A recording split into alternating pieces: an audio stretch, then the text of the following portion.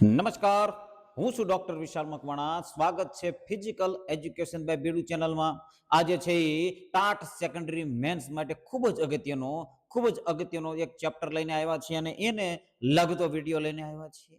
આજે જે વિડીયો જે ટોપિકની ચર્ચા કરવાના છીએ એ વિડીયોની અંદર એવી રીતે મસ્ત સમજાવવામાં આવેલો હશે કે જેથી કરી તમારે છે ને એ ચોપડી પકડવાની જરૂરિયાત પડશે નહીં. તમે છે એ જો આ વિડીયો છે 2-3 વખત જોઈ લેશો એટલે ચોપડીની અંદર તમે વાંચીને તૈયાર કરશો એના કરતા આ વધારે યાદ રહેશે. ચોપડી છે એને તમારે એ પ્રકરણને ટચ કરવાની જરૂર પડશે નહીં. ચાલો શરૂ કરીએ આજનો આ ટોપિક. તો એની અંદર સૌથી પહેલા છે જો અહીંયા તમે જોઈ શકો છો પ્રાથમિક સારવારની વાત થાય છે. શેની વાત થાય છે? ફર્સ્ટ એડ, જે આપણું એક ચેપ્ટર છે જેની અંદર પ્રાથમિક સારવાર આવે છે અને એ ખૂબ મોટું ચેપ્ટર છે એટલે એને આપણે 2 ભાગની અંદર ડિવાઈડ કરેલું છે. હવે જે પ્રાણીઓનો દંશ ને આ બધું એની અંદર પ્રાથમિક સારવાર શું ને એ બધું એક અલગ ચેપ્ટરની અંદર લીધેલું છે. અહીંયા જે ઈજાઓ થતી હોય છે એ ઈજાઓને લગતી જે પણ ટોપિક હતા એ બધા ટોપિકને આની અંદર કવર કરેલા છે. ચાલો શરૂ કરીએ. તો અકસ્માત અને વાસ્તવિકતા શું છે? તો એની અંદર WHO શું કહે છે? WHO એટલે કે વર્લ્ડ હેલ્થ ઓર્ગેનાઇઝેશન શું કહે છે? આ વ્યાખ્યા યાદ રાખી લેવાની છે. અકસ્માત એ અણધારી ઈજા પહોંચાડનારો અણધાર્યો બનાવ છે. કેન્સર કે હૃદય રોગ કરતા પણ અકસ્માતથી મૃત્યુ પામનારા લોકોનો આંકડો વધારે જોવા મળે છે. તો શું કીધું છે ભાઈ? અકસ્માત એ અણધારી ઈજા પહોંચાડનારો અણધાર્યો બનાવ છે. આવું કોણ કહે છે? WHO કહે છે કે અકસ્માત એ અણધારી ઈજા પહોંચાડનારો અણધારો બનાવ છે. ભાઈ શું છે? અણધાર્યો બનાવ છે. કેન્સર હૃદય રોગ કરતા પણ વધારે મૃત્યુ છે અકસ્માતથી લોકો પામે છે, આવું કીધું છે. ચાલો ત્યાર પછી પ્રાથમિક સારવાર એટલે કે ફર્સ્ટ એડ, તો એની વ્યાખ્યા શું છે? તો આકસ્મિક રીતે ઈજા પામેલ મનુષ્ય કે અચાનક બીમારીનો ભોગ બનેલ વ્યક્તિને ડાક્ટરી મદદ મળી રહે તે પહેલા આપવામાં આવતી રાહત રૂપ તાત્કાલિક સારવાર. શું કીધું? તો કે ડાક્ટરી મદદ મળી રહે, ડાક્ટરી તપાસ મળી રહે ત્યાં સુધી, એટલે કે ત્યાં સુધી, તે સમય સુધી રાહત મળે. કોઈ પણ ઈજા હોય, કોઈ પણ પ્રકારની ઇન્જરી હોય તો એને રાહત મળે એ રૂપની તાત્કાલિક સારવાર જે આપવામાં આવે છે તેને પ્રાથમિક સારવાર અથવા તો ફર્સ્ટ એડ કહેવામાં આવે છે. આકસ્મિક રીતે કોઈ પણ વ્યક્તિને ઈજા પામે છે, અચાનક કોઈ બીમારીનો ભોગ બને છે તો એની અંદર જ્યાં સુધી ડાક્ટર સુધી ખસેડવામાં ન આવે અથવા તો દવાખાને લઈ જવામાં ન આવે અથવા તો હોસ્પિટલ લઈ જવામાં ન આવે ત્યાં સુધી કેટલાક સ્વરૂપે કેટલીક રાહત મળે એ ઈજાને, અને એ ઈજા છે મોટું સ્વરૂપ ધારણ ન કરે તેટલા માટે છે એ આપવામાં આવતી તાત્કાલિક સારવાર, જેને પ્રાથમિક સારવાર કહેવાય, ફર્સ્ટ એડ કહેવાય. હવે ભૂલાવી ના જોઈએ. મુખ્ય એનો હેતુ શું છે?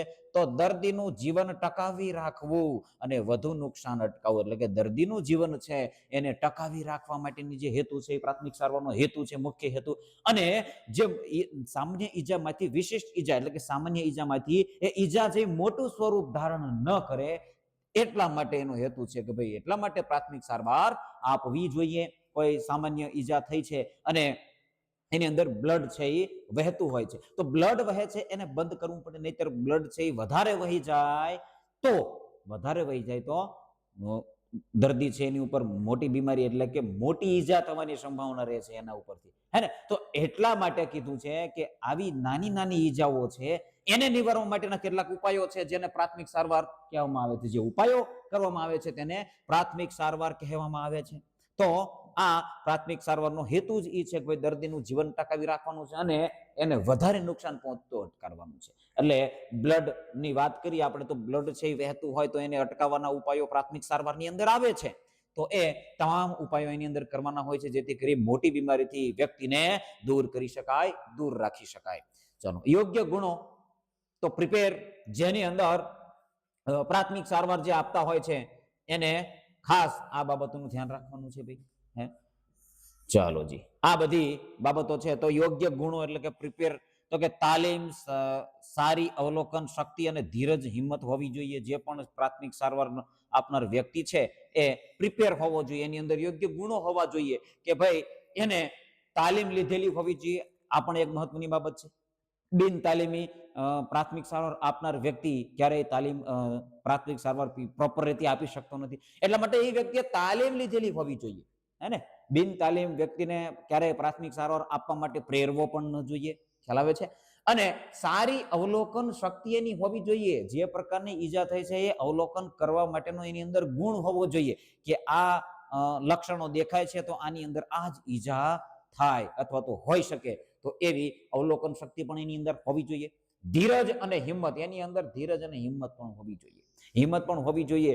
દર્દી સામે ગમે તે પ્રકારની ઈજા એને થઈ હોય તો એની અંદર એને ધીરજથી કાર્ય કરવાનું છે અને હિંમત છે એ પોતાને તો રાખવાની જ છે પરંતુ દર્દીને પણ હિંમત આપવાની હોય છે. ચલો ભાઈ.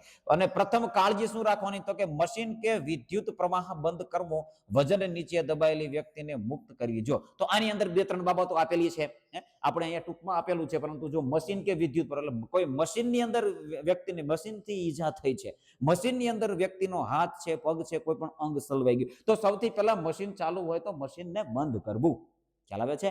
શું કીધું? પ્રાથમિક પ્રથમ કાળજી શું લેવી? તો મશીનને બંધ કરવું. પિન છે, જો ઇલેક્ટ્રિક વિદ્યુત બંધ, એટલે કે શોર્ટ આવ્યો હોય, વીજળીના ઉપકરણો ટચ હોય તો સૌથી પહેલા વિદ્યુત પ્રવાહ બંધ કરવાનો, વીજળીના ઉપકરણો છે એને બંધ કરવા, એનાથી દૂર કરવો દર્દીને. તો આ પ્રથમ કાળજી લેવાની. વજન નીચે, કોઈ ભારે વજન નીચે દર્દી દબાયેલો છે તો એ વજન છે એ પહેલા સૌથી પહેલા ઉચકવાનું છે, વજનમાંથી મુક્ત કરવાનો છે દર્દીને. ચાલો, ત્યાર પછી આરામદાયક વાતાવરણ આપવાનું છે ભાઈ. ટ્રીટ કમ્ફર્ટ, શું કીધું છે? Treat comfort. તો ભીડ ઓછી કરવી, ભીડ છે એને ઓછી કરવાની છે. કપડા ઢીલા કરવા, પૂરતી હવા ઉજાસ પૂરી પાડવી છે. શું છે?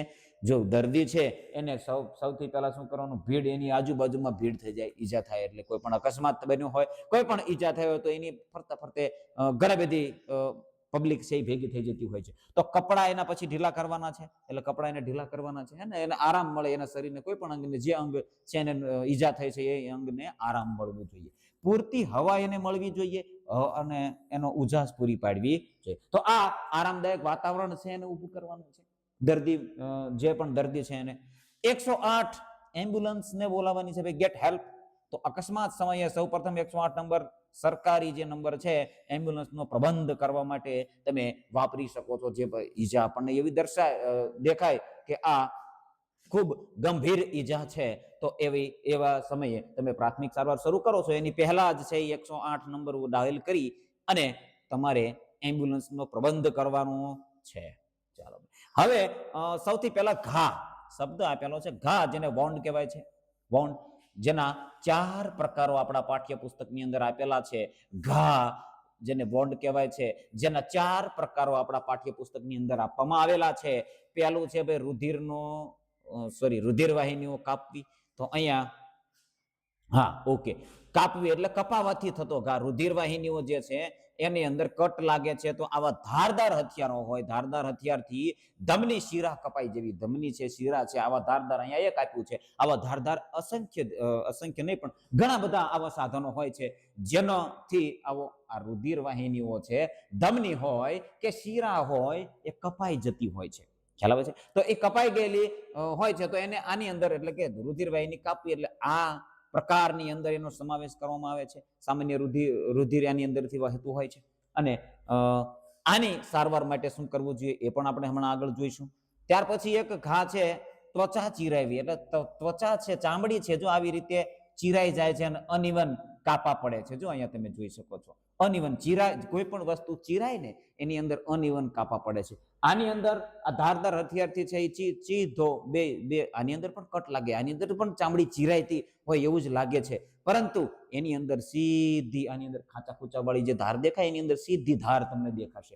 એટલે અનિયમિત રીતે ત્વચા ફાટી જવી, જેને ત્વચા ચીરાવવી કહેવાય છે. ત્યાર પછી છે છૂંદાવાથી અથવા કચવાડાવાથી થતો ઘા છે. તો બોમ્બ ફૂટ્યો હોય ભાઈ, બોમ્બ મારો થયો હોય, યુદ્ધની અંદર તમે જોતા હોવ છો, અને હથોડી કે ભારે સાધનથી ઈજા થાય, એટલે હથોડો છે અથવા તો કોઈ મોટું ભારે પદાર્થ, પથ્થર છે, એ પગ ઉપર પડે છે તો શરીરના કોઈ અંગ ઉપર પડે છે તો છૂંદાઈ જાય છે, જેને શું કહીએ છીએ આપણે? છૂંદાઈ જાય છે. તો છૂંદાવાથી થતો ઘા અથવા કચડાવાથી થતો ઘા, એ આ ત્રીજો પ્રકાર છે. અને ચોથો પ્રકાર છે ભોંકાવાથી થતો ઘા. ભોંકાઈ જવું, આવું તીક્ષ્ણ હથિયાર હોય અથવા તો ખીલી છે કે કોઈ પ્રકારનું ચાકુ છે આવું તીક્ષ્ણ હોય તો એ સીધું શરીરની અંદર ભોંકાઈ જાય તો આ ભોંકાવાથી થતો ઘા. બરછી છે, જો આપણા સ્પોર્ટ્સની અંદર બરછી છે, ખીલી છે, સોય છે, એ ભોંકાવાથી ઘા થતો હોય છે. તો સૌથી પહેલા જો આની અંદર આવી બાબત હોય ને એની અંદર શું કરવાનું, ધનુર વિરોધી રસી લેવાની છે, ટીટનસ વિરોધી રસી લઈ લેવાની છે. ધનુર રોગનો ખતરો બનતો હોય છે આવી ઈજાઓથી. ચપ્પુ કે ધારદાર સાધનથી કાપો પડે ત્યારે એન્ટીસેપ્ટિક દવાથી સાફ કરી પાટો બાંધવો અને ધનુર વિરોધી રસી અચૂક લેવી જોઈએ. તો આની અંદર દરેક આવા બ્લડની સાથે આવા જે પદાર્થો છે એનો સંપર્ક થતો, એટલે કે ચામડી અને આવાથી ઈજા થતી હોય જેથી શરીરની અંદર એટલે કે કોઈ પણ અંગ છે ત્યાં જઈ અને રુધિર વાહિનીઓની અંદર આનો ટચ થતો હોય તો એવા વખતે ધનુર વિરોધી રસી છે એ ખાસ લેવી જોઈએ. અને ત્યાર પછી છે એ આ કોઈ પણ ઈજા થઈ છે તો એને બ્લડ છે એ કઈ રીતે રોકવું એનો ખ્યાલ હોવો જોઈએ. તો બ્લડ છે જે બાજુથી વહે છે એની ઉપર એટલે કે હૃદય તરફના ભાગ ઉપર દબાણ આપવું જોઈએ. હૃદય કરતા જે અંગ છે એ બને ત્યાં સુધી ઊંચું રાખવાથી બ્લડ છે એ ઓછું વહેતું હોય છે. એટલે હૃદયથી ઊંચું રાખવાથી બ્લડ ઓછું રહેતું હોય છે. અને બની શકે તો બરફનો પણ ફરતો બરફનો પણ ઉપયોગ કરી શકાય છે જેથી બ્લડ છે એ વહેતું ઓછું થઈ જાય છે અને દુખાવો પણ ઓછો થાય છે. અને એન્ટીસેપ્ટિક દવા છે એના દ્વારા અથવા તો એન્ટીસેપ્ટિક દવાઓથી એને સાફ કરી શકાય છે ઘાને, પછી એની ઉપર પાટો બાંધી શકાય છે. તો આવી એની અંદર સારવાર તમે કરી શકો છો. અહીંયા તમે હવે જોઈ શકો છો સ્નાયુ તાણ. ચલો જી, સ્નાયુ તાણની અંદર બે પ્રકારની આવે છે ભાઈ, સ્ટ્રેન અને સ્પ્રેન. આ બે પ્રકારની જે ઈજા તમને દેખાય છે, સ્ટ્રેન અને સ્પ્રેન, આ બે ઈજાઓ છે એ જી સેટ ની અંદર પૂછાય છે. જી સેટ ની અંદર પણ પૂછાય છે, જી સેટ ની અંદર પૂછાય છે, નેટ ની અંદર પૂછાય છે. આ બે ઈજાઓ છે એ ખૂબ જ અગત્યની છે કારણ કે આની અંદર બહુ કન્ફ્યુઝ થતું હોય છે સ્ટ્રેન શું છે અને સ્પ્રેન શું છે. અહીંયા આપણે ગુજરાતીની અંદર બચકોડ લખ્યું છે, સ્નાયુ તાણ લખ્યું છે, હે ને, પરંતુ અંગ્રેજી શબ્દ ખાસ યાદ રાખી લેવાનો છે જે પણ બહુ એક્ઝામની તૈયારી કરે છે. એટલે કે વધારે માત્ર એક એક્ઝામને ધ્યાને લઈ અને તૈયારી નથી કરતા, પરંતુ ઘણી બધી એક્ઝામની તૈયારી જેવી છે કે જી સેટ છે, ટાટ છે, પછી સેટ છે અને નેટ છે, આ દરેકની અંદર આ ટોપિક છે કામ લાગતો હોય છે. તો આની અંદર તો સ્નાયુ તાણ છે એની અંદર શું થાય, જો અહીંયા સ્નાયુ ઉપર કટ લાગ્યો છે ને, સ્નાયુ ઉપર કોઈ પણ સ્નાયુ છે એની અંદર વધારે શું છે, સ્નાયુઓ વધારે ખેંચાઈ જવાથી થાય છે. એટલે કોઈ સ્નાયુનો એના જે ઉપયોગ થાય છે એની અંદર જેટલી ક્રિયાક્ષમતા કાર્યક્ષમતા છે એના કરતા વધારે એનો ઉપયોગ લેવામાં આવે અથવા તો એનું વધારે ખેંચાણ કરવામાં આવે ત્યારે આ ઈજા થાય છે. એટલે જેને સ્નાયુ તાણ કહેવાય છે, જેને સ્ટ્રેન કહેવાય છે. યાદ આવે છે? ચાલો, તો તાત્કાલિક સારવાર એની અંદર શું કરવાનું, બરફનો શેક કરવાનો. શું કરવાનું? બરફનો શેક. સૌથી કારણ કે જો આ છે આ અંદર એટલે કે કોઈ પણ સ્નાયુ એટલે કે આ જે ઈજા છે એ કોઈ અંગની બહારથી તમને એ ઈજા દેખાશે નહીં. અંગની બહારથી શું દેખાશે? માત્ર સોજો દેખાય છે. શું દેખાય છે? સોજો દેખાય છે. પરંતુ આ અંદર સ્નાયુ છે એની અંદર આ નાના નાના તાતણાઓ છે એ તાતણાઓ તૂટતા હોય છે, જેને રાહત મેળવવા માટે આ બરફનો ઉપયોગ કરવામાં આવે છે, જેથી અંદર જે બ્લડ વહેતું હોય, આ અંદરૂની ભાગની અંદર બ્લડ વહેતું હોય તો એ બ્લડ છે એ ઓછું થાય, એની સાથે સાથે દુખાવો ઓછો થાય, જેના લીધે સૂજન ઓછું આવે અને રાહત થતી હોય છે. ત્યાર પછી મચકોડ સ્પ્રેન જેને કહીએ છીએ, તો સાંધો હોય ત્યાં મચકોડ આવે. શરીરની અંદર સાંધાઓ છે તો સાંધાઓની આજુબાજુ એટલે કે સાંધો હોય ત્યાં મચકોડ આવે, ત્યાંના સ્નાયુઓ ઉપર મચકોડ આવતી હોય છે. તો સાંધાની ક્ષમતા બહાર હલનચલન થવાથી સાંધાનો જે ક્ષમતા છે એની બહારનું હલનચલન કરવામાં આવે ત્યારે મચક આવે. મચકોડને મચક પણ આપણે કહીએ છીએ, યાદ હોય તો. તાત્કાલિક સારવાર માટે સાદો કે દણદાર ઇલેસ્ટોપ્લાસ્ટ એટલે કે પાટો બાંધવાનો હોય છે. સાંધો છે હલનચલન ન થાય એટલા માટે પ્લાસ્ટર ઓફ પેરિસનો તો સાદો પાટો જે આવે છે એ પાટો પણ બાંધવાનો હોય છે, જેથી કરી આ ભાગ અથવા તો કોઈ પણ સાંધાનો ભાગ છે એ હલનચલન ના થાય એનું. એની સાથે સાથે બરફ છે એ પણ ઘસવો જોઈએ, બરફ પણ ઘસવો જોઈએ. આરામના સમયની અંદર આરામનો નિયમ શું છે, તો ઓછામાં ઓછા 2 દિવસ. કેટલા? 2 દિવસ એટલે કે 48 કલાક આરામ કરવાનો છે. આ બે ઈજા જ્યારે થાય, આ ઈજા થાય, ઓછામાં ઓછો 48 કલાક આરામ કરવાનો છે. અને ઈજાના ભાગ પર હૃદયથી ઊંચો રાખવાનો. જો છે આવ્યું, ઈજાના ભાગને હૃદયથી ઊંચો રાખવાનો, જેથી કરીને ત્યાં બ્લડ છે એનો ફોર્સ છે એ વધારે ન થાય ને આવી રીતે અંદરૂની ભાગની અંદર બ્લડ વહેતું હોય તો એ બ્લડ છે એ એટલું બધું વહે નહીં, જેના કારણે વધારે પડતો સોજો પણ આવે નહીં. તો આ બાબત ખાસ ધ્યાન રાખવાની છે. ત્યાર પછી રક્તસ્ત્રાવ છે. જો અહીંયા રક્તસ્ત્રાવ છે, એ રક્તસ્ત્રાવ તમને બે રીતે જોવા મળે છે. ના પ્રકાર કેટલા છે અને એનું જોખમ શું છે. રક્તસ્ત્રાવ એટલે બ્લડ છે એ આપણા શરીરની અંદર બ્લડને વહાવતું અથવા તો એક જગ્યાએથી બીજી જગ્યાએ લઈ જવાનું કાર્ય બે છે અંગ કહો તો અંગ અથવા તો કોઈ પણ પ્રકારનું અંગ જ કહી લો ને, બે અંગ છે તો એની અંદર બે નસો છે અથવા તો જો અહીંયા તમે ચિત્ર કલર પણ આપણને એવો જ આપેલો છે હે ને. તો ધમની અને શીરા આ બે જે આપણા શરીરની અંદર છે, જે રક્તનું પરિભ્રમણ થાય છે એની અંદર, એના મારફતે પૂરા શરીરની અંદર લોહી પહોંચે છે અને ત્યાંથી પાછું હૃદય તરફ આવે છે હે ને. આખું સર્ક્યુલેશન સિસ્ટમ સમજ્યા હોય તો ખ્યાલ હશે.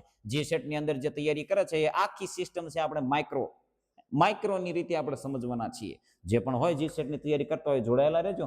તમામ બાબત છે એને આપણે ઝીણવટ ભરી સમજવાના છીએ, જેને શીરાનો રક્તસ્ત્રાવ અને ધમનીનો રક્તસ્ત્રાવ છે.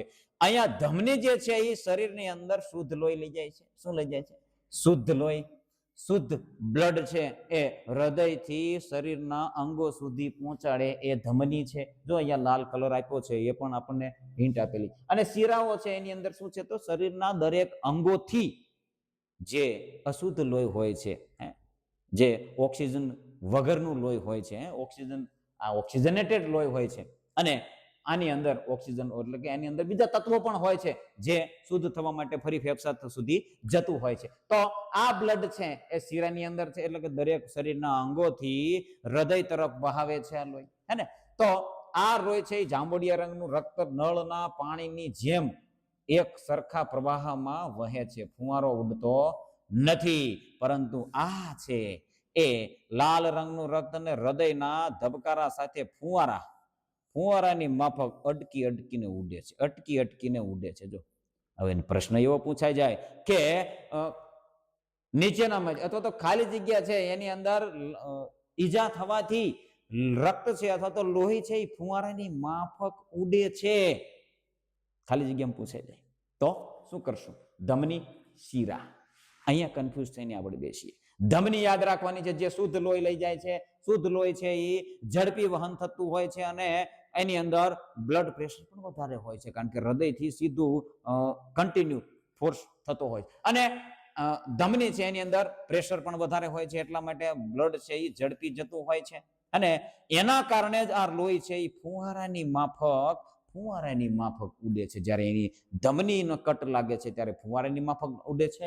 શીરાને કટ લાગે છે ત્યારે એનો એક ધારું બ્લડ હોય છે. શું હોય છે? એક ધારું. ફુવારો નથી થતો, પરંતુ જેટલું બ્લડ હોય છે એક ધારું હોય. મહાધમની છે એનો કટ લાગે, મહાધમનીને કટ લાગવામાં આવે તો એ ધમની છે, મોટી ધમની ટૂંકમાં કહેવામાં આવે તો એ ધમની છે એની અંદર તમે કરો એટલે આ નળ છે એટલે એક ધારું બ્લડ છે એની એમ કહેવાય ને કે એક ધાર થતી હોય એવી રીતે. આની અંદર શું છે તો અટકીને ફુવારા થતા હોય. જે નળી હોય ને, નળી આપણે પાઇપ છે બગીચાની અંદર હોય છે તો એને ક્યાંક કટિંગ થઈ ગયું અને શરૂ કરીએ ને એટલે ફુવારો થાય, જોયું હોય તો ફુવારો થાય વળી અટકી જાય, ફુવારો થાય અટકી જાય. તો આવી રીતે આ ધમનીનું કાર્ય છે અને શીરાનું ધમનીની અંદર એવી રીતે બ્લડ વહેતું હોય છે અને ઈજા થાય એટલે એવી રીતે બહાર નીકળતું હોય. એવી રીતે શીરાની અંદર બ્લડ છે એ અશુદ્ધ વહેતું હોય છે ને એ નળની માફક. એને બંને યાદ રાખવાના છે. કેશવાહિનીઓ રક્તસ્ત્રાવ, કેશવાહિની કેપિલરી જેને કહેવાય છે, લાલ રંગનું રક્ત એની અંદર હોય તો ત્વચાની સપાટી પરથી ધીમે ધીમે એક સરખું ઝરે છે અને દબાણ આપવાથી સરળતાથી અટકી જાય છે. હવે આ કેશવાહિની શું છે તો ધમની અને શીરાઓ જે છે એ નાના સ્વરૂપમાં આખું, જો આપણા આ બ્લડ છે, આ ધમનીઓ છે, શીરાઓ છે, આ આખા શરીરની અંદર એક કરોળિયાના ઝાડા સમાન અટકેલી હોય. તો જ્યારે નાની આવી જાય કેસ, જો ધમનીમાંથી મોટી ધમની, અહીંથી નાની ધમની, અહીંથી નાની, અને છેલ્લે અંતમાં જે પાતળી બિલકુલ નસો હોય છે તેને કેશવાહિનીઓ કહેવાય. શું કહેવાય છે? કેશવાહિનીઓ કહેવાય છે. એની અંદર લાલ રંગનું રક્ત હોય છે અને ત્વચાની સપાટી પરથી ધીમે ધીમે એક સરખું, અહીંયા ધારો કે જો અહીંયા તમે અહીંયા કોઈ પણ ચામડીનો અહીંયા થોડોક ભાગ છે સામાન્ય કટ લાગશે એટલે ઉપરની જે કેસ વાહિનીઓ છે ને એ તૂટશે, એટલે ત્યારે બ્લડ કેવું હાવ ધીમું અને એક સપાટી પર ધીમે ધીમે રક્ત છે એ બહાર આવતું હોય છે. તો આ કેસ વાહિનીઓની અંદર કેસ વાહિનીઓની વાત છે કે ધમની, શિરા અને કેસ વાહિની આ ત્રણેય બાબત તમને યાદ હોવી જોઈએ. જો હવે અહીંયા તમને આવે છે પણ રક્તસ્રાવ થતો હોય ત્યારે શું કરવું જોઈએ? તો રક્તસ્રાવ છે ત્યારે પ્રાથમિક સારવારની પદ્ધતિ શું છે? તો એની અંદર સૌથી પહેલા જો ઊંચો રાખવો છે. ક્યાંથી ઊંચો રાખવાનો? ઈજાગ્રસ્ત અવયવને હૃદયની સપાટીથી ઊંચો રાખવાનો. આ હૃદયની સપાટી, જો અહીંયા ઓશિકું મૂક્યું છે, અહીંયા વ્યક્તિ સૂતો છે તો હૃદય આટલે છે, તો ઈજાનો ભાગ છે ઓશિકું મૂકી અને અથવા તો કોઈ પણ પદાર્થ ઉપર પગને ટેકાવી અથવા કોઈ અંગ છે, હાથ છે, તો એને હૃદય કરતા ઊંચો રાખવો જોઈએ. શું કરવું જોઈએ? હૃદય કરતા ઊંચો, જેથી કરી ત્યાં બ્લડ છે એ એટલું ઝડપી વહેતું હોતું નથી, જેના કારણે બ્લડ છે વધારે વહી જતું નથી. ત્યાર પછી છે એ જો આવી નસકોરી ફૂટી હોય, જો નાકની અંદર લોહી આવે છે, તો નાકમાંથી રક્તસ્રાવ જ્યારે થતો હોય ત્યારે દર્દીને માથું પાછળ રાખી ખુલ્લી હવામાં બેસાડવું જોઈએ. નાક આમ પાછું રાખી ખુલ્લી હવામાં બેસાડવાનો છે અને કપાળ પર બરફ મૂકવાનો. ક્યાં મૂકવાનો? કપાળ ઉપર બરફ મૂકવાનો. યાદ રાખજો.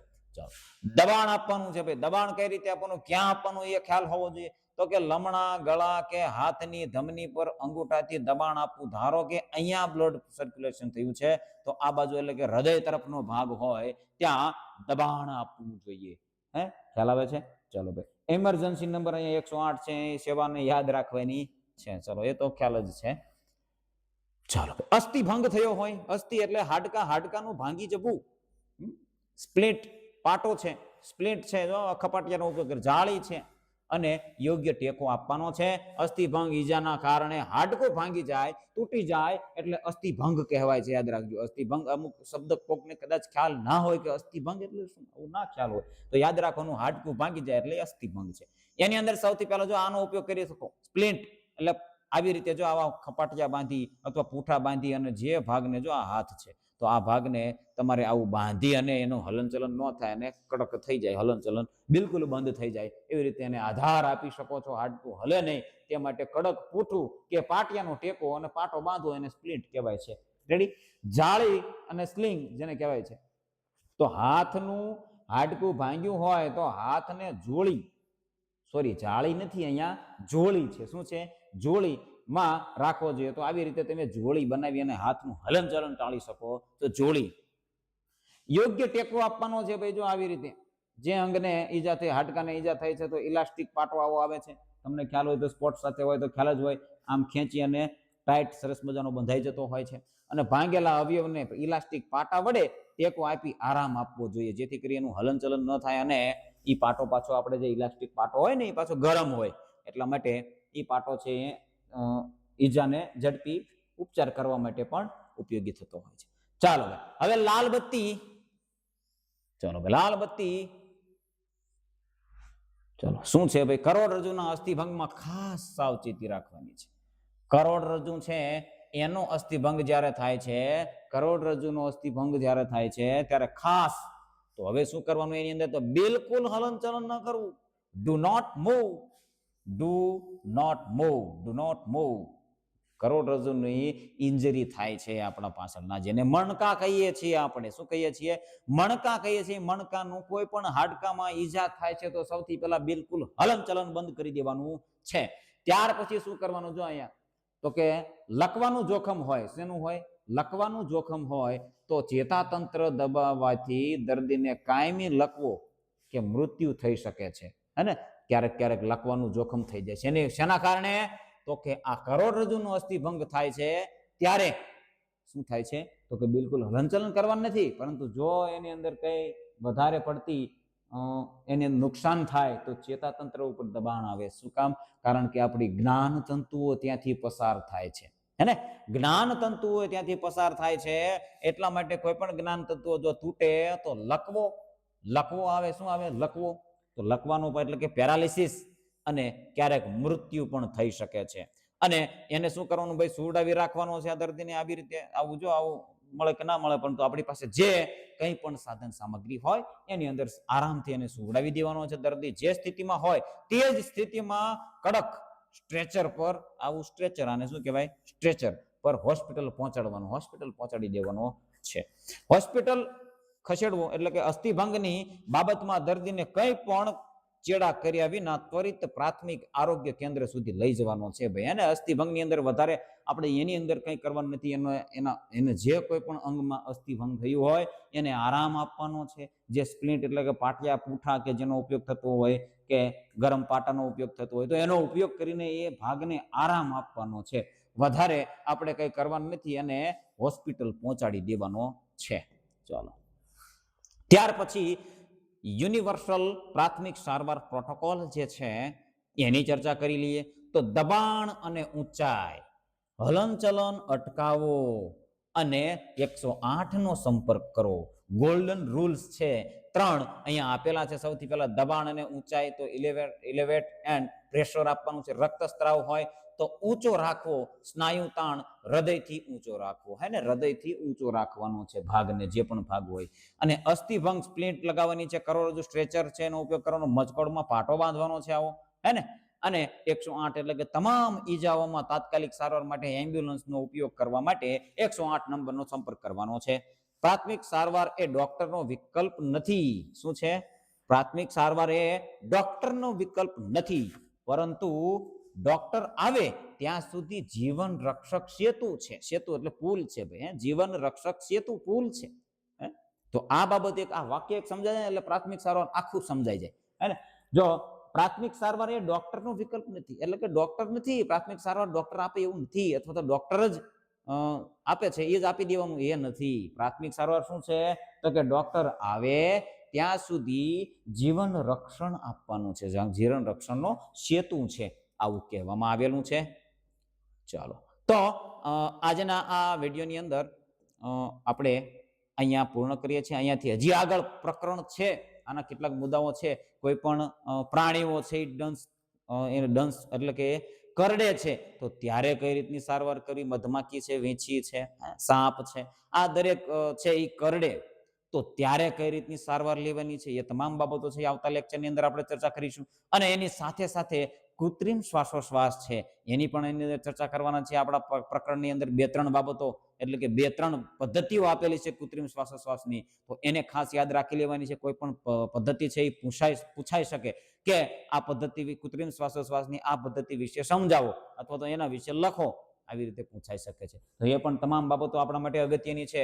અને અહીંયા પ્રાથમિક સારવાર છે એની અંદર યોગ્ય આપેલી જીવન રક્ષણની સંજીવનીની આપણે ચર્ચા કરી. પ્રાથમિક સારવાર માટે આપણા પાઠ્યપુસ્તકની અંદરથી હવે જોવાની 99% જરૂર પડશે નહીં. આટલા જ મુદ્દાઓ છે અને એ જ મુદ્દાઓની અંદર મેન બાબતો છે એની ચર્ચા કરેલી છે અને તમારે એ જ લખવાની થતી હોય છે. ખ્યાલ આવે છે? એ જ લખવાની થતી હોય છે, એટલા માટે એની અંદરથી વધારે આગળ જવાની જરૂર પડતી નથી. આજના વિડીયોની અંદર બસ આટલું જ. બન્યા રહેજો આ ચેનલની અંદર. શારીરિક શિક્ષણની કોઈ પણ એક્ઝામની તૈયારી કરવા માટે આ ચેનલ ફાયદાકારક થવાની છે. શારીરિક શિક્ષણના ઉમેદવારો સુધી આ ચેનલ છે પહોંચાડી દેવાની છે. વિડીયો ગમ્યો હોય તો લાઈક જરૂર કરી દેજો. જય હિન્દ, જય ભારત.